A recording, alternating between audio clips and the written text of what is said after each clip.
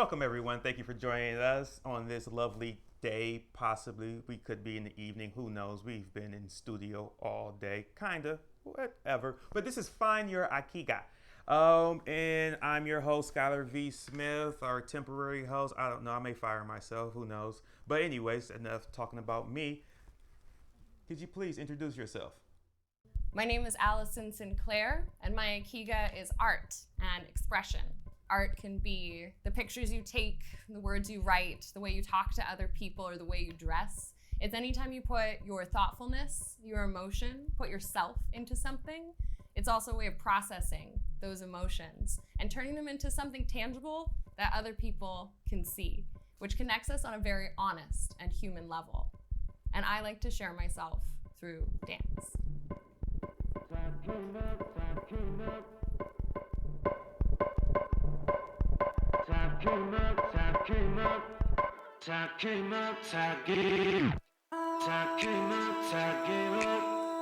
That's what I do.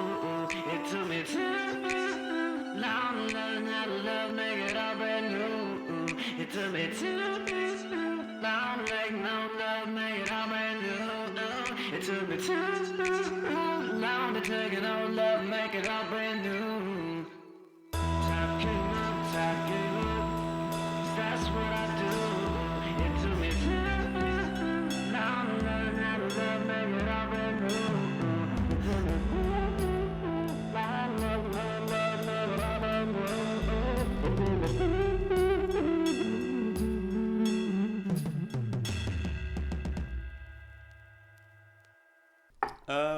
Amazing. Isn't it though? It is, of course. It's so good. amazing, so amazing. So Yes. yes, as you know, with this show, Find Your Ikigai, a Japanese term meaning when one finds their passion, that thing that drives them, that thing that they just love, that they can't let go of, right? So how did you find yours? Moving to Los Angeles was a big help, I have to say. I was in San Francisco before this, and I started dancing professionally there and wanted to take it to the next level. Gotcha. So moving here and being surrounded by other artists and people who want to collaborate constantly, like yourself, just reaching out and saying, hey, do you want to make some art on a Tuesday? Yes, right. The answer On is a Tuesday. yeah, right. We don't even keep this for weekends. Like, this is a weekday activity for us. Tuesday afternoon. Right. Why not? You gave away the time. I did give away the time. It's daytime. It is. And here we are. Moving here was wonderful, and I took a dance workshop as well at IDA, International Dance Academy, which is closed now. But that was very intense. It was classes all day, all week, and I found that I absolutely loved that, and it felt so good. And I also started doing yoga at the time, which made me more aware of my body as a mover and not just a dancer, but getting this like body awareness I never had before. Oh, that's amazing. Yeah. So, just to rewind just a little bit. So you say you first started dancing up in San Francisco. Actually in Seattle. I'm from Seattle originally. Oh, nice. I started dancing when I was 12. I started swing dancing, actually. It's unusual. Most people start in high school or college. Right. What got you into swing dancing at 12? Church friends. It was the dance that I was allowed to do. I wanted to try other styles, but a very conservative family wasn't. So they didn't like the hip hop dancing or the sexy salsa dancing. So they went with swing. Yes, swing was okay. Yeah, something that at one point was outlawed. Yes. Almost 100 years ago. Oh no, Correct. 100 years ago. Wow, Yeah, that's correct. When did they actually understand the history No. of it? Oh, absolutely not. It was the street dance of the time. You're right. It was. It's an ancestor of hip hop dancing, and it was wild, and crazy kids did it.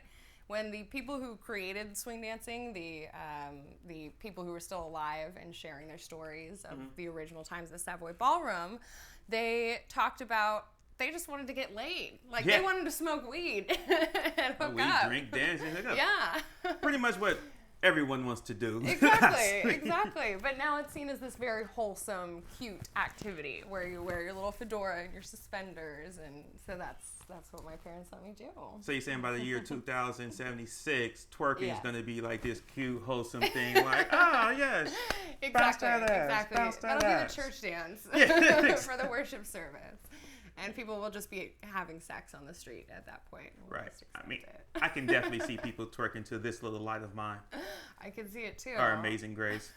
But I started swing dancing when I was 12, going with church friends. I fell in love with it. Really, I found it the moment the door opened and I saw this dance floor as this very sheltered 12-year-old. Like, Right. that was a moment I'll never forget. The live music and the dancing and the energy.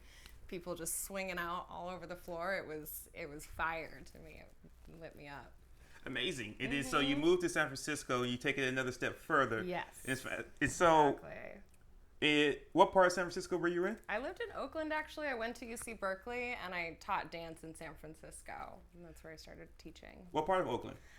Near MacArthur BART Station. It's like West Oakland, a little bit north of West Oakland. I know. So that means that the BART Emeryville. station you used to take to San Francisco was West MacArthur BART. I'm like struggling to remember, even though it was only 5 years ago. I Yes, think so. It's the MacArthur BART station. So I know this. Yeah. I know this very well because I'm born and raised in East Oakland. Oh, cool! I didn't know that. Yes. I That's used great. to also spend as a teenager. I used to spend my summers out in Seattle, and then when I went to college. After the military, I went to college in San Francisco at the Academy of Art University, and I lived in Emeryville, and I lived on West MacArthur. So as you're saying this, I was like, wow, we have a lot of like parallels that we didn't even recognize. That's cool. And a little bit while I want to go back to the Bay Area, so you're living in Oakland. So did you know that, well, I don't know if it's still the case, but at least it was while you were out there, that Oakland has more artists per capita than any other place in the world? I did not know that. That's amazing. As you know, but living out there, you see this large artist community. So in any ways, did it push you to go further? I wasn't participating in the artist community in Oakland, actually. I wasn't as aware of it. I was in San Francisco as a dancer. Yeah. I felt like I saw the Bay Area evolve while I was there from, I think, 2012 to 2016 into more of a tech scene, unfortunately, because I felt like as more people started working in tech and working there, the cost of living went up, and that pushed artists out, and a lot of people came to LA from the Bay Area. Very true, true, because I moved out here June 27, 2014. And then so we actually crossed paths because in 2012 I was still in college. Yeah. And so. Me too. Yeah. So you moved out here. Yeah. And for how can I say, sunnier skies and cheaper rent. Yes. That was the thing that surprised me when I moved to LA. I was like, wait, what? Right. I can actually live here. And I think that creates a better environment for artists as well, like having affordable housing in these communal spaces. Exactly. We don't have to make certain sacrifices when it comes to, hey, my art, or do I eat? Exactly. You know, so you should have both. Exactly. But that's very rare for someone to find that passion at such a young age. Even though you didn't want to. First, you were a little bit rebellious to it, but then you fell for it. Right? I did. Nice. Immediately. And so now you're in LA. I feel when we originally met, forget what year that was. It had to have been 2017, I believe. Yeah. That was 2017. And I had no idea that you're a dancer in any of this. But recently, I wouldn't say recently, in the past few years, I was looking at your Instagram and I started seeing more and more of it. What caused that? Yeah, actually, that was the dance workshop that I mentioned at IDA. That was in early 2018. Gotcha. They pushed us to get on Instagram. Our teachers told us, you should have an Instagram presence if you're a professional dancer. And that's true, because I go through casting calls every day, and a lot of the time it'll say, give us your Instagram handle, so that they can see. It's a portfolio, is the way I look at it. I'm very particular about my Instagram. But that helped me. It helps me because you then have an audience online. So I'll make dance videos in my living room and share them online, and that keeps me sort of accountable to keep training and to have a performance opportunity, even if no one's booked me. It's like, well, a couple hundred people on Instagram might scroll through it. I want to perform for them. That is a great positive way of looking at it. Me, myself, you've learned recently how I feel about social media. Right. Love it. Right. How do you deal with creating something and having outside interference? I don't think people engage with my content enough for me to have to worry about it. I don't get criticism. It's just my friends saying, that was cute. I love that. I have one of my best friends just comments on everything I post, like, you're amazing and I love you. It feels really good. So I'm not popular enough to be getting negative feedback yet. Got you. But I'm also very careful about what I put out there. It has to be my best and I have to feel proud of it. And that's because I guess I do fear that criticism. I don't want people to look at it and judge me for it or think, why did she post that? So knowing that kind of threat is there makes me raise my bar quite a bit. Got you. But how do you handle the positive feedback? I love it. Okay. It's great. Thank you. Because I find that could also be a trap. Because if you post something that you think it's incredible, and you get a lot of positive feedback, and then you post something else that you even like more, and you get a lot less. Do you feel, or do you find yourself at times second guessing yourself when something has less likes than the other? For sure. Yeah, that can be troublesome. But there's so much that goes into social media as well, like what time of day you post and what hashtags you use. So sometimes I just tell myself, all right, I didn't post at the right time or something. People just didn't see it. The algorithm didn't favor it. That's okay. I still like it. That's beautiful. I mean, I like that because, what can I say? I feel that as artists, if we think it's dope, then that's a win. Yes. Because as we know, when we took the challenge into finishing something, Jesus, like start something's one thing. Sure. But to finish it. See it through, yeah. Right. How do you go about your creative process for coming up with a dance routine? Finding the song is the first thing, or actually fitting the theme of an event, because I work a lot of like burlesque and cabaret shows. And that's an interesting experience because I don't really identify as a burlesque dancer, but I'll perform at the show and do something more of like a cabaret act, where like what I'm going to perform for you later today. But first you want to tailor a routine to the event that you're performing at and make sure it fits the tone, and then you find the song that is most appropriate, and then usually from there it's easy. It's all about the song. So you saying it first starts with the song? Oh, always. Always with the song. Yes. Got you. So, that's fascinating. I wouldn't have guessed that, actually. Really? Yeah. So I would have thought that sometimes just emotion, how you may feel during a day. Do you ever dance just to get things out? Yes.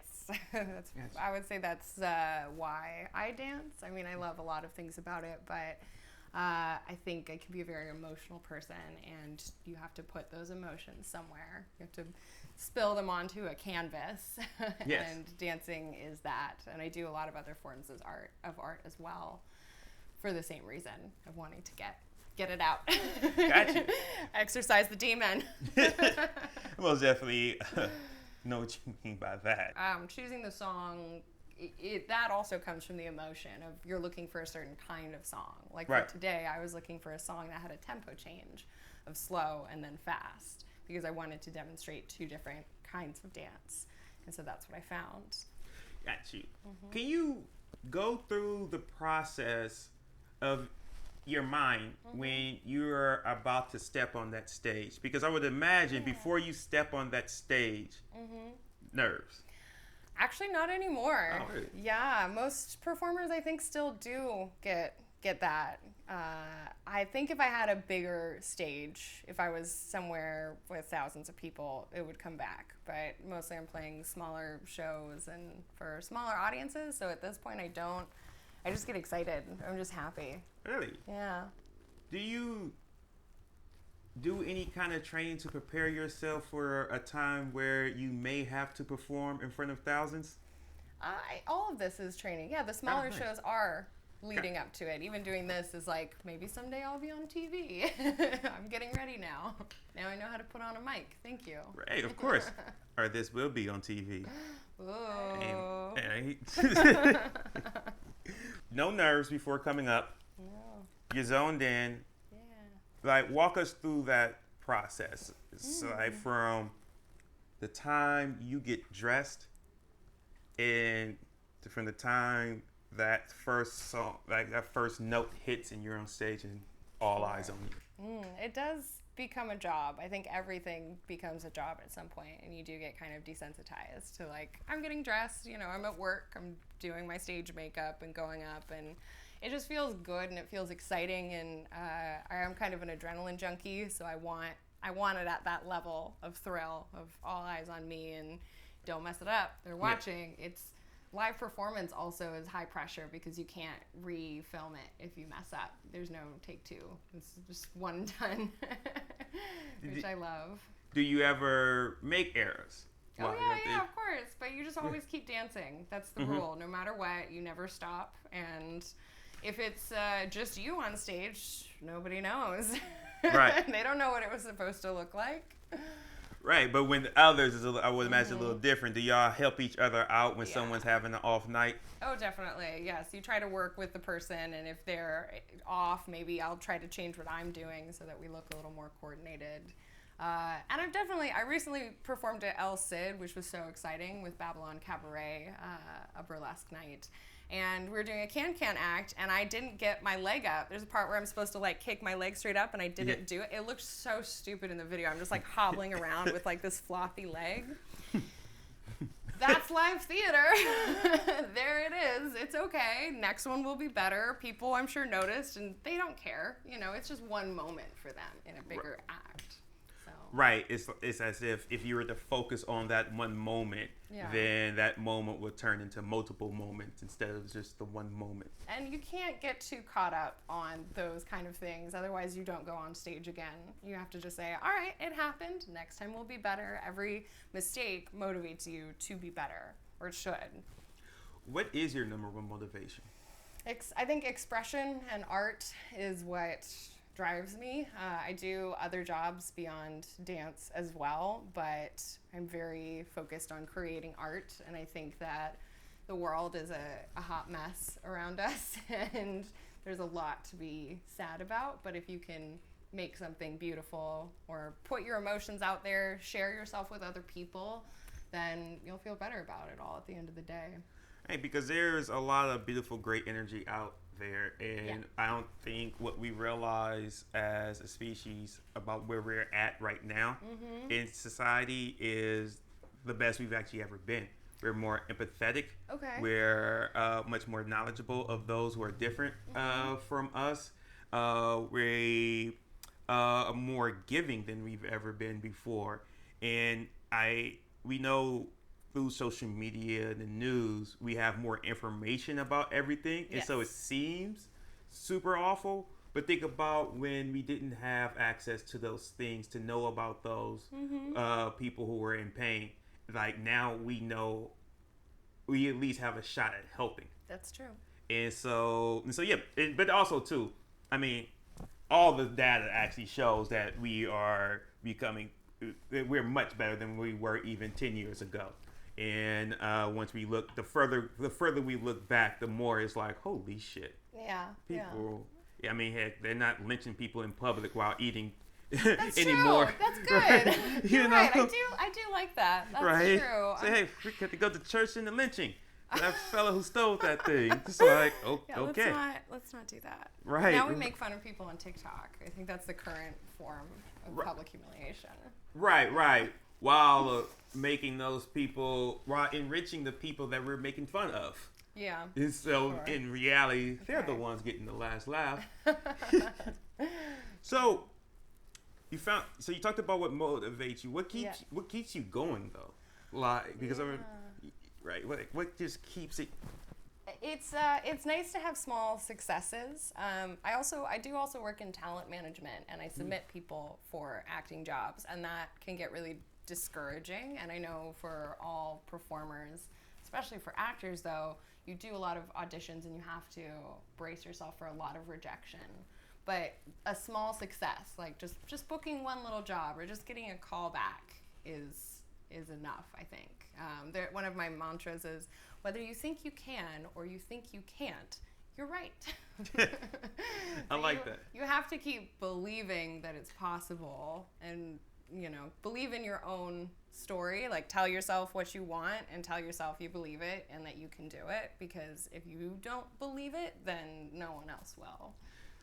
That's absolutely true. I mean, your belief in yourself is what radiates to everyone else around you. Absolutely. And for actors,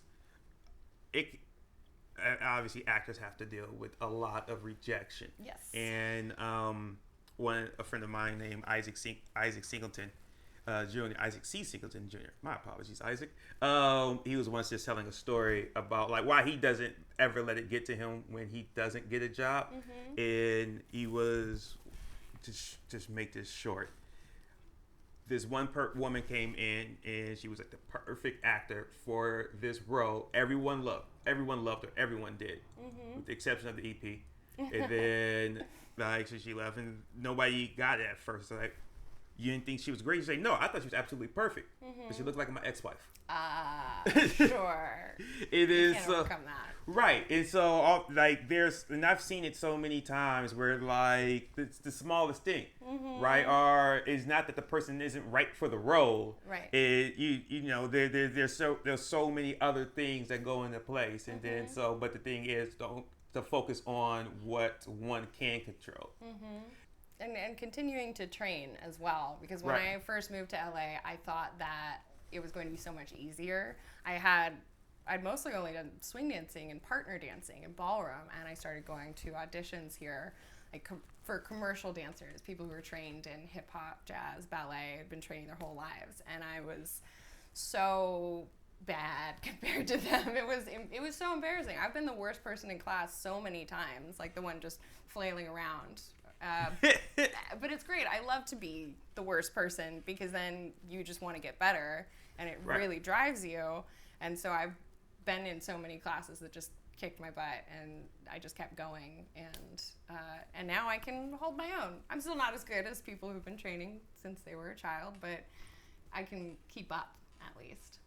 I mean, I think it's a beautiful thing that you said, like coming out here and we're seeing so many people who are so much better than you are, right? But before that, when you don't know and where your ceiling's at, and then being able to see that, it's like, oh, that's something I can go for. Like, since I know where my own ceiling, well, I wouldn't say ceiling, but where I'm at right now, where it now is like, I thought my ceiling was here, but I can see it. Yep. Right? Because that person over there is not God. No. Right? So it's like, okay, I can strive for that, but even think even beyond that. So I think that's great. You have to want it badly enough for anything. No matter how difficult it is, no matter how much you want to just manifest it, you have to really want it. And that's true for any artist career in LA. This is true because there are going to be the days where everything says you shouldn't want this. Sure, right. Right? All looks like it's against you. Yes. What are some new challenges that's on the horizon that you feel like that's right within your reach right now? The COVID situation has presented a lot of challenges for performers. So we'll book gigs and then they'll be canceled, and it's hard to know what is actually going to follow through. It's like we have a show booked in October, but I'm concerned it'll be canceled because that's still going on. So that's challenging, but I love that so many artists have adapted to an online platform, and there's live streaming shows going on all the time. I think that's wonderful. So kind of shows that any challenge you're presented with, you can find a way to overcome it. Have you done a live streaming show? I have. Yeah. How'd you feel about it? I did one in last fall, I think it was, last September. I work with Phil Crosby Jr. quite a bit. He's Bing Crosby's grandson, famous jazz artist. You know who he is. So Phil is keeping the legacy going and is a jazz artist. And we put together a live stream show last September that was a huge success. It was wonderful. And it was because we put so much time in advance planning for it. That's what I learned. Because I tried doing another live stream show later that I didn't put as much time into. Didn't go as well. And the more advanced prep you have for these kind of shows, the audience can tell. Preparation is everything. Yeah. It's so much. So even for this shoot, so audience doesn't know, you're actually the first one on this show. Yay. And this was something I prepped a lot for, went to like plan, and I mean, did a whole bunch of things, right? And then even today, there's a certain time I wanted to start, and it did not happen. But but been doing this long enough, gave myself some leeway anyway, right? But you, it's so many ways. I would imagine as you performing, like loving to perform, you also have to love the preparation part of it as well. Yep. Because you know what it's like, what that hard work is like, how it's going to pay off. Yeah. No matter how like small the detail, like you know it's there. Right, absolutely. I teach as well, and that's was my first professional move as a dancer, was to start teaching. And then I started performing in San Francisco, and that's where my heart really is. But I just dance for myself as well, not always filming. I just dance around my room. It just feels good. Knowing there's going to be an audience seeing it, though, I think brings you to that next level of wanting to train harder, because you're preparing for this moment where there will be eyes on you. And filming as well is an audience, and that's why I film so much stuff at home, just to post online, because then you're going to be a little cleaner, a little sharper, you're going to watch it and hate yourself and do it again because you know someone else is going to look at it. I think that's thrilling. True. If your profession and your passion are the same, what do you do to take those necessary breaks from it? I don't have a work-life separation at all. It's just like one fluid experience of sometimes I'll sleep through the day and not do anything, and then I'll work all night, and people are saying like, why are you working at 11 p.m.? It's like, I don't have an on and off time, but I don't mind it. Okay. There's a quote that I like that I wish I had memorized, but it's something like, the true master of living sees no separation between his life and his work. It's all his art, and he just expresses himself through it. I like that. I like it too, because I struggle separating the two. And at times, well, I do things like work out and lift. When I'm lifting weights or something like that, that's when my mind is off of everything, because I have to focus on what I'm lifting. Because if I start thinking about how I want to shoot something as I'm deadlifting, I'm going to hurt myself. Dangerous. Exactly. And so, but I do like that. Can you say that quote for me one more time? I wish I could get it right. I want to look it up, but it's quote with an asterisk. Yeah, I know it's like the true master of living finds no distinction between like his life and his work, and the sentiment is that it's all the same. It's all part of him. It's all his art, and you're just living through it. And I think that a lot of very successful people live that way. It's something that we criticize, of like, don't just be a capitalist slave and don't just always be on the grind and don't always hustle. And I agree, but if it's something you love, then it doesn't feel that way necessarily. It's like, I'm going to pour myself into this. It doesn't detract. It doesn't take anything away. Right, because it's the thing that in so many ways that gives you that purpose. Exactly. To live that passion, that drive. Dare I say, your Ikigai. Oh. Ikigai. I think so. It's Ikigai. Ikigai. Right. Okay. So I'm going to let y'all know right now. Yes. Okay, this is the name of the show, but Japanese is not my first language. I've seen lots of Japanese anime. That's enough. But in English dub. Okay, never mind. Too much happens for me to be reading sometimes, especially if you're thinking same. about something like Dragon Ball, Z, Super, not GT. Okay. But Don't watch anime. Sorry. No worries. It's not for everyone. Not that cool. It's funny that now anime's the cool It thing. is cool. People like it. Back in my day, you're a dork if you like did that. It's but changed. things change for the better. See, society getting better. All full circle. All full circle. Yes. So, in so many ways, you're saying that you don't have any boundaries with your Ikigai. No. At all. Okay. And that's true for talent management as well, because I submit actors, but it's my business. I don't work for someone else, and I remind myself, like, this is going to take me somewhere wonderful. That career has a lot of upward mobility, and I'm going to use that. But you have to be very self-driven for these kind of jobs because no one is checking in on you. Right. No one's breathing down your neck. No. It's you. And so, yeah, I 100% agree with that. Something I did want to ask you is that so when I'm traveling around, no matter where I'm going, I have some kind of film equipment with me. Like every year the iPhone comes out, I get it. Yeah. Because of the most minor upgrade to the camera, but it's going to be the best, you know, at that time. Yeah. I do have a problem with even overpacking when I'm going places, just vacationing, where I have I have too much film equipment with me for a person who's supposed to be just chilling. Sure. What are the little things that you find yourself traveling with that you just can't go without that relates to your Ikigai? A little tripod or a way to set up my phone. I was on a road trip last fall, I think it was, and I just found so many random things to film, and I found on Bombay Beach near Joshua Tree old swing in the water, and so I was setting up my phone on the side so I could go out and swing in the water with a silhouette, and it was such a cool moment. So yes, always the phone, always with the camera, a way to set it up. It might seem very narcissistic to just be filming yourself all the time, but it's really because I want to capture something cool, and I want to make art with my body everywhere I go. Yes, I mean, there's nothing wrong with that. I have issues with certain words like narcissistic or and vanity and things of that sort because of the negative connotation that they attach to them. But something like to be vain is not necessary. It's not really a bad thing. Sure.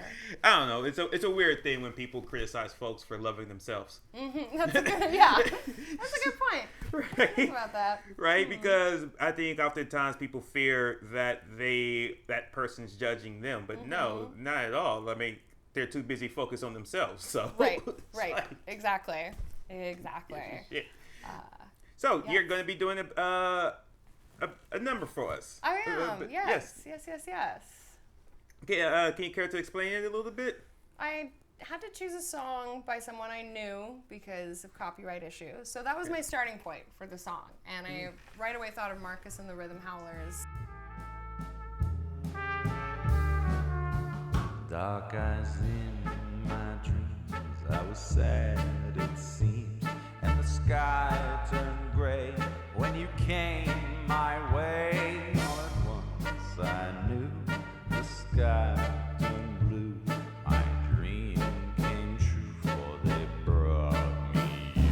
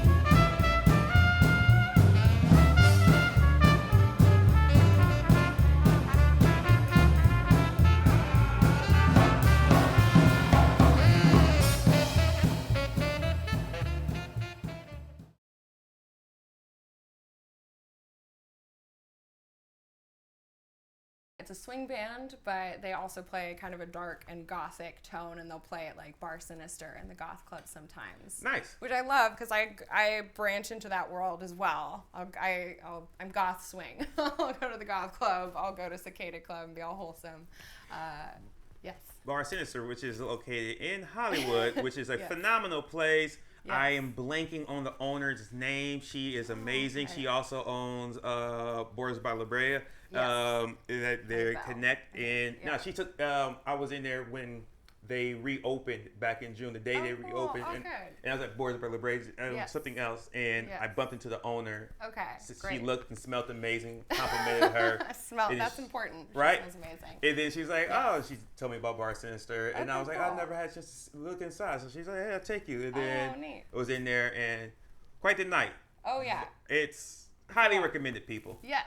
I can plug also. Can I plug all my things coming Please. up? Yes. I'm performing regularly at Babylon Cabaret, which is at El Cid, and that's on the first Friday of the month. Okay. So I'll be there on October 1st. Don't know if this is going to be out on October Sure. 1st, but Also in November. And if you know Skylar well, you're going to be like, hey, don't know about November or December either, but I will try to get this out actually pretty immediately. Because Okay. You said also yes. November. I'm doing a lawn party. It's a vintage lawn party organized by the dance group I work with, and they are the Hollywood It Girls. So Nice. we're the It Girls, and it's very cute. So there's the lawn party going on, and the It Girls usually have shows. We do a monthly burlesque poker, which is where you play a poker game. When you lose a hand, you lose an item of clothing as well. Gotcha. So it's dancers playing. It's a lot of fun. Sounds amazing. Yeah. Hey, and what is your Instagram handle so that people can find you? Yes, Lipstick Sinclair. Lipstick Sinclair. Yes. We will have that either in the video Sure. or in the description, because I also do not like it when people just put things on video. I'm like, well, you can just put it down below. But then again, I don't know. What? Yeah, I don't know either. Yeah, we can link also to Marcus and the Rhythm Howlers. They're doing the song Most that definitely I'm going we'll to dance put the- to. Yes, and then Hollywood It Girls is my group that I do most of my dance work with, and they're pretty wonderful as well. That's Hollywood It Girls on Instagram. Yeah. Beautiful. Yeah. Allison, thank you so much for being Thank here. you. You're amazing. It's lots of fun. Thank you so much. Bye. I don't know. I wasn't sure which camera to look at. But that was good. I felt like we got it all in there.